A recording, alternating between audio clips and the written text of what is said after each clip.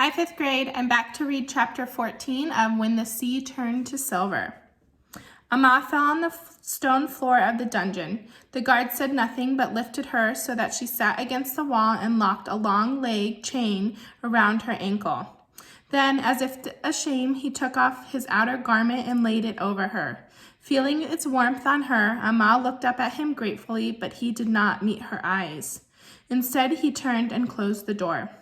"Ah, another lucky one," a weak voice said. Amma turned toward the voice, her eyes adjusting to the dim light. A man sat on the opposite side, like a stick of bamboo, leaning against the wall. His leg also changed. "Are we lucky?" Amma said. "Yes," the man said. "We are prisoners. It is obvious the emperor does not keep many. He prefers to send them to work or have them killed." Amma looked at him, noticing the whiteness of his skin and his gaunt face. "You have been a prisoner a long time," she said. "I was imprisoned by the emperor when he was still known as the Tiger King," the man said with a bitter laugh. "While the imperial palace is supposed to be grander, the dungeons are all the same." "The emperor took you with him?" Amma asked. "Strange, is it not?" the man said. "But he thinks he might have need for me in the future," the man said. "He said as much as when he had the guards take me away. First, he ordered me executed, but then he changed his mind." "Changed his mind?" Amma said. "Why were you being punished to begin with?" "Well," the man said, "a giant white stone washed up from the sea, and the Tiger King ordered me to make a sculpture of himself on a horse from it." "And you didn't?" Amma said. "Oh, I did," the stonecutter said. "My daughter and I worked on it for months, but when we finished, my daughter said, 'Father, the horse is so beautiful, but the man is so ugly. He ruins it.' And I could not help but agree. Finally, we could not bear it, so my daughter and I smashed the man off the horse. Of course, the Tiger King was not happy." "So he was going to have you executed?" Amma nodded. "Then what happened?" "I remember it well," the man said, as if in a dream. "The guards were just about to drag me away when the Tiger King said under his breath, he said I would not learn from my mistakes. Bah! And then he ordered the guard to stop and said, 'Put him in the dungeon. I may have need for him later.'" "Ah, I see," Amma nodded again. "How interesting. The past repeats itself." "The past?" the stonecutter said, looking at Amma. "You know of another stonecutter who shared my fate?" "Almost," Amma said. "The story is very familiar." "Tell me," the stonecutter said. The story of the stonefish. Long ago, a strange stone from the sea rolled up onto the shore. It was smooth, pure white, and the width of a gang of wine. The townspeople were sure it was lucky, perhaps even a gift from the Sea King himself. Finally, word of the stone came to the ears of the magistrate of the town. The magistrate was well known for his ruthlessness as well as his greed. He was powerful, so powerful. The magistrate was said to have the ear of the emperor's most trusted advisor, and his own son was king for a neighboring city. As a result, he ruled his area with absolute power, roaring his orders so constantly the villagers called him Magistrate Tiger. When Magistrate Tiger roared for the stone, his subjects brought it without delay. The magistrate marveled at the stone's beauty. Immediately, he called the most skilled stonecutter in the village. "Carve me a dragon from this stone," the magistrate ordered. "An immortal dragon of power cut from this stone will be a fitting sculpture for my formal chamber." "A dragon?" the stonecutter gulped.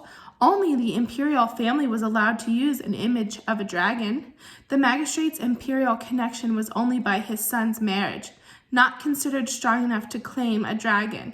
But he knew better than to protest, so he nodded and took the stone and carve. As he carried the stone, it seemed to wiggle and squirm in his arms. Bubble, bubble, gulp, gulp. The stone seemed to whisper to him. "Shh," the stonecutter whispered back. "You are to be a dragon." However, when the stonecutter began to carve, the head that formed was not a dragon's. The carved eyes gazed at him with such a reproachful stare that the stonecutter set his tools down. His young son, who often helped him with his work, stood next to the stonecutter in silence. "Baba," the stonecutter's son said finally, "that stone does not want to be a dragon. It wants to be a fish." The stonecutter nodded, but his head hung with heaviness.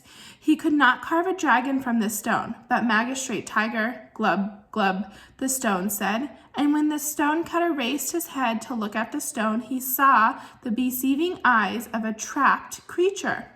"Poor fish," the son said. "Baba, it wants to be free." The stonecutter knew he could not ignore the stone's plea. He sighed and began to carve. 99 days later, the magistrate came to collect his dragon and instead found a stone fish. The fish glistened as if it had jumped out of the water. Its every scale carved with such delicacy they seemed transparent. It was a masterpiece. Of course, that did not matter to Magistrate. He was furious to be presented with a fish when he had commanded a dragon. He ordered the stonecutter to be taken away and executed. That night, the magistrate could not sleep. Bubble, bubble, bubble. Something kept whispering to him, glub, glub. The fish, the magistrate thought. In the morning, he ordered that the fish carving be brought to him. The stonecutter's son brought it. Knowing he was carrying his father's last masterpiece, the stonecutter's son could not help but begin to weep. But just as his salty tears touched the stone, the fish began to wiggle and twist. "Glub, glub," said the fish. It was alive. "Quickly," Magistrate Tiger roared, "water!" Immediately, the servants brought the wood tub filled with water from the kitchen. The stonecutter's son released the fish, and it began to swim. How amazing it was! Its every curve was as iridescent medley of color.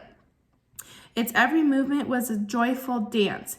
It flipped and splashed with such delight that even the selfish magistrate smiled. All who saw the fish could not help but feel happy, if only for a brief moment. The magistrate was extremely proud. His magical stonefish was talked and whispered about everywhere. His people tried to catch glimpses of it. His flattering assistant fawned over it.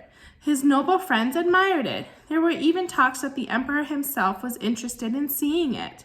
"The happy fish," they murmured. "Have you seen it? Magistrate Tiger has a marvel." "It's too bad the fish swims in such a humble home," one of the magistrate's assistants said. "A wooden kitchen tub does not seem fitting for a creature." "Yes," Magistrate Tiger said, struck by the thought. "You are right. Have the finest gang brought here. The fish shall have a new home." Soon, a decorated gang was brought to the magistrate's chamber and filled with water. But as the servant lifted the fish, it whirled and twisted, jumping out of the servant's hand. Crack! The fish lay lifeless on the floor, now broken pieces of stone. The magistrate held the stone parts in his hand and tried to fix them together. "My fish!" he cried. "My fish! Get the stonecutter to come fix it." The others stared and gulped. "We cannot," one said finally. "You had the stonecutter put to death, and there is no one else skilled enough to mend it." The magistrate was silent for a moment, realizing the truth of his assistant's words. He gave a roar of rage, perhaps cursing himself for his own lack of vision. That's the end of the story. "Ah, but the stonecutter did not die," the prisoner said. "His son did not know it at the time, but he was able to get away, and later they both fled the magistrate's land together." "Did they?" Amma said. Yes, the prisoner said with pride. "I know this because that stonecutter was my ancestor. He passed his skills down from generation to generation to..." The man broke off and looked closely at Amma. His face broke out in a wide smile. "I know who you are," he said almost with glee. "There is only one person other than my own grandmother who would know that story and could have told it the way you did. You must be a storyteller." "I have been called that," Amma admitted.